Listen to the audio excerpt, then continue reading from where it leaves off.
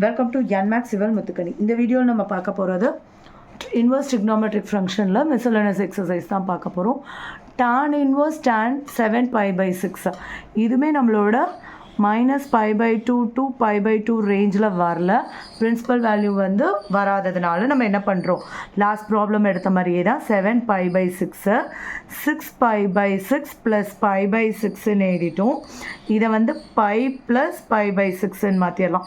6 cancel ஆயிரும். tan 180 + θ. So tan inverse tan 180 + θ, tan 180 + θ, tan θ. So tan π/6. So tan இன்வர்ஸும் டேனும் போயிடும். இப்போ π/6ங்கிறது இந்த ரேஞ்சுக்கு நடுவில் வந்துடும். ஏன்னா இது 30 தான். ஸோ -90லேருந்து 90 வரைக்கும் இருக்கும்போது 30 உள்ளே வந்துடும். ஸோ π/6 தான் வேல்யூ.